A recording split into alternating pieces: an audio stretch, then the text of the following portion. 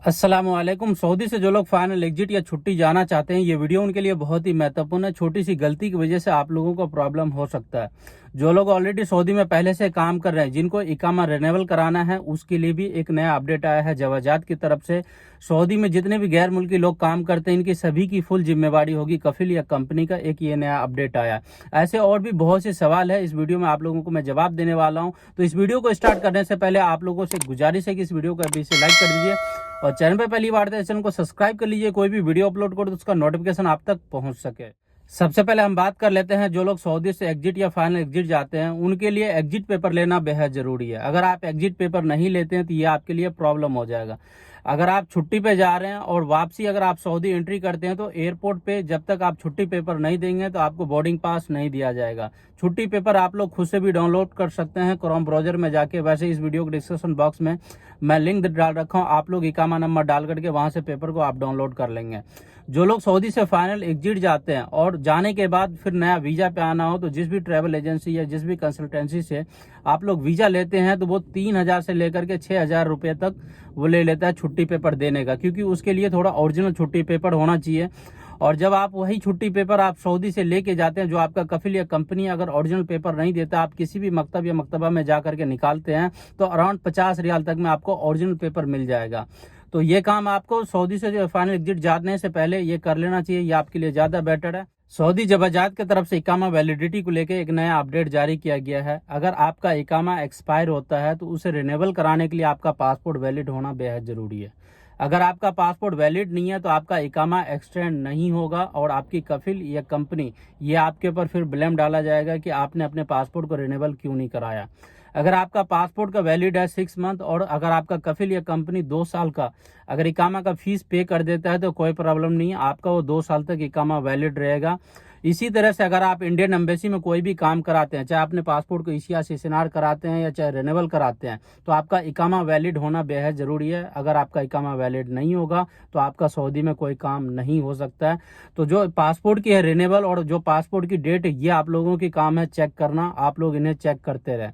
अगर आपका passport expire हो जाता है और इकामा भी एक्सपायर हो रहा है, तो जो भी पेनल्टी है वो जो आपका कफिल या कंपनी है वो आपके ऊपर ब्लेम डालेगा कि ये तुम्हारी गलती है, या आप इन चीज़ को देखें, क्योंकि ये आपकी रिस्पॉन्सिबिलिटी होती है कि आपका पासपोर्ट एक्सपायर है या वैलिड है या कितना टाइम वैलिड है। अगर आपके पास भूख पासपोर्ट है तो आप अपने पासपोर्ट का पेज को पलटो और पलट करके देखो कि आपका पासपोर्ट कितने दिन तक वैलिड है।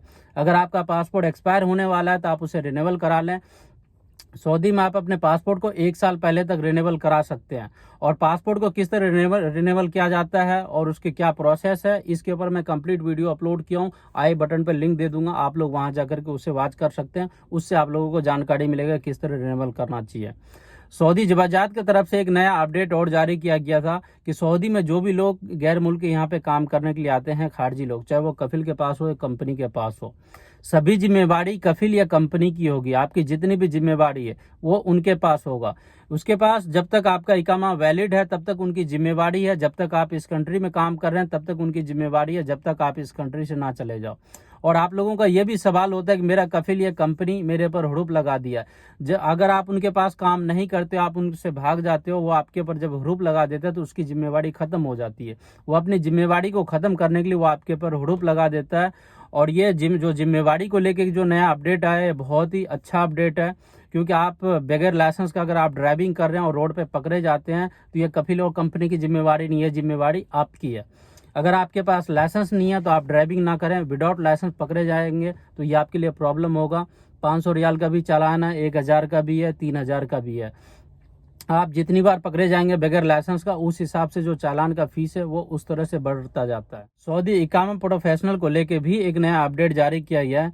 जिस भी कफिल या कंपनी के नाम पे आपके पास वीजा है, आप उसी कफिल या कंपनी के पास काम कर सकते हैं। अन्यथा अगर वो आपको कहीं भी काम पे भेजता है तो आप इसकी शिकायत आप जाकर के मकतब अमल में कर सकते हैं या जवाजात में आप जाकर के कर सकते हैं, अगर आपको काम पसंद नहीं है तो। क्योंकि ये एक नया अपडेट जारी किया गया है कि जिस भी कफिल या कंपनी का जो भी आपका वीजा है और जिस काम का आपका वीजा है, आपको उसी काम को करना है। अगर आप किसी और काम को करते हैं, कोई भी पुलिस वाले अगर आपको पकड़ लेते हैं तो जो जुर्माना या जो भी पेनल्टी होगा वो आपके ऊपर होगा, जो आपका कफिल या कंपनी है वो मसूल नहीं है। अगर आपका ड्राइविंग का वीज़ा है तो आप ड्राइविंग करें, अगर आपका लेबर का वीज़ा है तो आप ड्राइविंग ना करें, क्योंकि जो वीज़ा की कैटेगरी है वो आपके जो इकामा है उसके ऊपर लिखा जाता है कि आपका प्रोफेशनल क्या है, आप किस काम के लिए सऊदी में आए हैं। बहुत से आदमी ऐसे हैं कि जिसका वीज़ा दम्माम का है वो रियाद में काम कर रहे हैं, और जिसका जद्दा का वीज़ा है वो लोग मदीना में काम कर रहे हैं, और सैलरी को लेकर के और ड्यूटी को लेकर उन लोगों के साथ बहुत ज़्यादा हरासमेंट हो रहा है। इस केस में आप जाकर के जवाजात में या मकतब आमल में या इंडियन एम्बेसी में बात कर सकते हैं, जो भी आपके साथ प्रॉब्लम है। अगर इंडियन एम्बेसी आपको जाना पॉसिबल नहीं है, एम्बेसी आपसे बहुत ज़्यादा दूर है, तो आप वीडियो कॉलिंग पे भी आप बात कर सकते हैं। वीडियो कॉलिंग के लिए भी आपको अपॉइंटमेंट लेना है, और अपॉइंटमेंट लेने के लिए जो उसका लिंक है उसका भी डिस्क्रिप्शन में डाल दिया हूँ, आप लोग वहाँ से ले सकते हैं। इनके ऊपर आप लोगों का बहुत से सवाल था, मुझे लगा कि इसके ऊपर मैं कंप्लीट वीडियो आप लोगों को बना के इन्फॉर्म कर सकूँ। और भी अगर आप लोगों का कोई सवाल है तो आप मुझे कमेंट कर सकते हैं। हमेशा की तरह इस वीडियो के डिस्क्रिप्शन बॉक्स में इंस्टाग्राम और ट्विटर का लिंक दे दिया हूं। तो मिलते हैं आप लोगों से किसी नेक्स्ट वीडियो में और किसी नेक्स्ट अपडेट के साथ। तब तक के लिए खुदा हाफिज।